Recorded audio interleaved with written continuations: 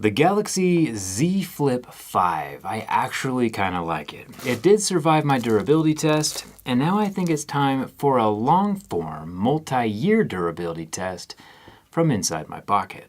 Only if, however, there are battery pull tabs inside, because battery recycling is a huge deal, and it's easier to recycle a phone when the batteries aren't permanently glued together. So that will be the deciding factor. I plan on using this phone for as long as I use my Galaxy Note 10, which was about 4 years, or up until it breaks, whichever comes first. Something else I've used for a really long time is today's sponsor, Stamps.com. I make a pretty cool laser-cut metal dinosaur puzzle, where 100% of the funds we generate go towards building inexpensive wheelchairs for people who need them.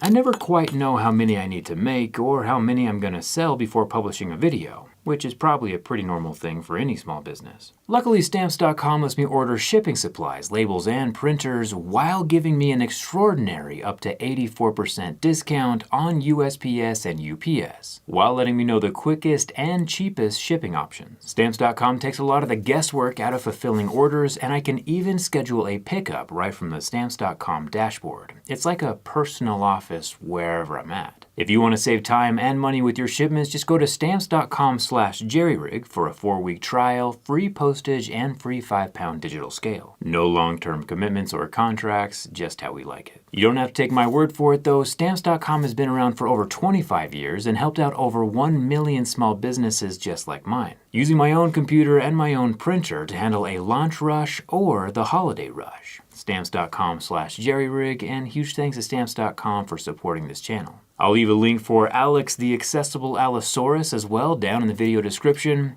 And now I think it's time we see if the Galaxy Z Flip 5 has what it takes to be my next smartphone. Let's get started.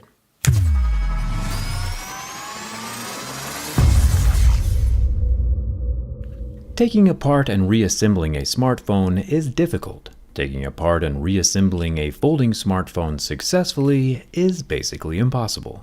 With multiple screens, soft pixels, and the elegant intricacies of any sophisticated piece of electronics, the Z Flip 5 requires finesse and a delicate touch.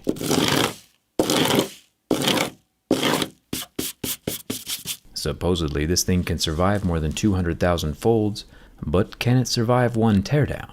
Highly doubtful. Either way, we need to find the batteries inside and see if they have pull tabs. If they are easy to remove, it means Samsung has at least put a tiny bit of thought into the end-of-life experience for the devices they create. To remove the larger flexible screen, the bumpers need to come off first. The flip bumpers are far easier to remove than the fold bumpers. We can also see the built-in screen protector, the one we aren't supposed to take off. Someone suggested in the comments, most of which I do read by the way, that I try removing this guy to check the hardness levels underneath, and I think that's a good idea. It's a super sticky little unit, definitely not reapplicable. And if we look at the layer underneath the screen protector, it's still plastic, and still scratches at a level of fingernail. It's also still a smidge melted from the burn test. The flexible screen can be removed from the phone now. Successfully removed still remains to be seen. Unfortunately, my razor slicing under the adhesive does kill a few rows of pixels, but with almost 3 million pixels, I'm sure no one will notice if a few stop participating. The flexible ribbon for the flexible screen is at the very bottom, and still plugged into the motherboard, but since the screen is still alive and not completely dead yet, I think we actually have a chance at successfully rebuilding this thing, so I won't rip that ribbon apart. The direction a normal person would initiate disassembly is through the back of the phone, going through the bare glass panel as well as through the flex window display screen. I use heat and a suction cup to lift up the glass from the frame. The glass is nestled down into the frame walls, so it's fairly difficult to extract. I found that there seems to be less adhesive around the left and right sides of the glass, and my JerryRig razor knife can work its slicing magic from there.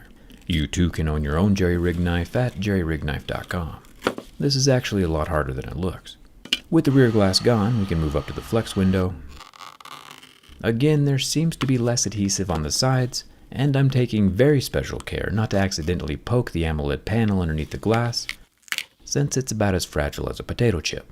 Before going any farther though, I want to see if the phone is still alive after having completed the two most difficult parts. As it boots, we can see both screens on the same side, and it looks like even with all the chaos so far, we might still be on track for success. But I won't get my hopes up. I'll get everything powered down for the final time as we continue excavations for the battery. The front screen ribbon gets unclipped just like a little Lego, and things are starting to look real good. There are two screws near the center hinge where the 15-watt wireless charger plugs into.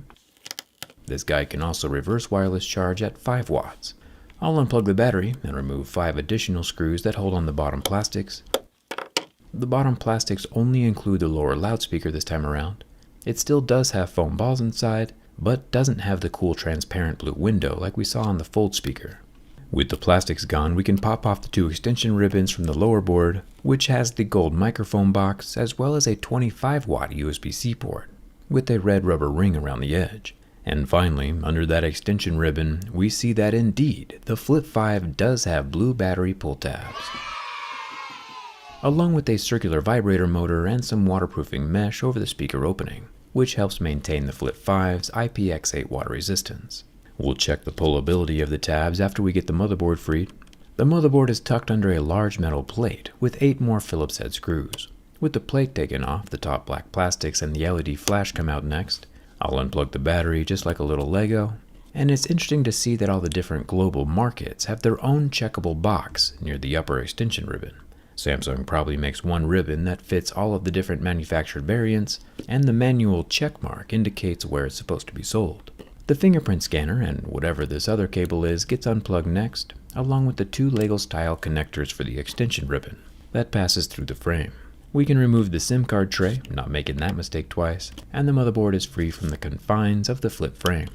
This particular variant is using a gray graphite pad for thermal dissipation. Samsung does change up the construction between the market variants. Sometimes the cooling is made from copper, and sometimes it's graphite. The 12-megapixel ultra-wide camera does not have optical image stabilization, but the main 12-megapixel camera does have OIS. There's also no thermal paste again on the back. Most smartphones do have some kind of paste, just like a computer, to move heat away from the circuits. The selfie camera is 10 megapixels, and I would totally show you that it does not have OIS except for it's glued in and I ripped off the sensor. My bad. I'll give you an up-close look at the earpiece instead to make up for it. Finally, we have the batteries with their gloriously glorious pull tabs. Either Samsung has finally used up the world's supply of glue, or they care about the end-of-life experience. Circuit boards and batteries have different recycling streams, so it's incredibly nice that they're not permanently glued in place anymore. Thank you, Samsung. Thumbs up for that. Feel free to close your eyes and enjoy the sound for this next battery, not only because it sounds nice, but because I was so excited to pull it out, I forgot to focus the camera. And if your eyes are closed, you won't notice. Thanks. The first battery was 1000 milliamp hours, and the second battery, the larger of the two, is 2700, for a total of 3700. You can open your eyes again, by the way, or leave them closed. I'm not your mom. We already pre-removed most of the flexible screen while the phone was still alive, so it's easier to take off now. Just untack the Lego style plug from down near the charging port, and the flexible screen is free. Interestingly enough, where the Fold ditched the metal plates, the Flip still has silver slabs installed. These support the screen and are probably what helped me get it off in one piece. The hinge does appear to have changed. The Flip 4 didn't have any gears inside, but this Flip 5 does. Interesting that Samsung would switch back to gears. Now, the chance of this Flip 5 going back together in one piece is in the negative percentile. The precise geometry and fragile inner workings have been thoroughly dismantled and manhandled by grubby human digits. Not to mention the front camera sensor has been ripped to shreds. The caliber of technician required to successfully take apart and restore one of these Lamborghini equivalent cellular devices would be so high. A person so strong, so precise, so trustworthy, loyal, helpful, friendly, courteous, kind, obedient, cheerful, thrifty, brave, clean, and reverent, and not to mention super good looking. Ah, would you look at that? It's working. Nothing short of amazing. Now, I do plan on switching my daily phone from my 4-year-old Note 10 Plus to one of these Flip 5s. It'll be an actual multi-year durability test in my pocket. I'll be buying a new one, of course, to give it the best chance at surviving. Maybe it'll last 4 years like my Note 10, or maybe it'll only last for 1. Place your bets down in the comments. My smartphone is a tool, and I'll be treating my Flip 5 just like any other phone, with no mercy. Our front camera is surprisingly functional, but a tad blurry, probably from getting its sensor ripped off. As always though, my phone will 100% have a teardown skin installed. I make these teardown skins that show off the internals of more than 100 different phones and tablets. So if you want to be cool, there's a very good chance I have one for your own phone. Feel free to check with the link down in the description. And as always, thank you so much for watching. I'll see you around.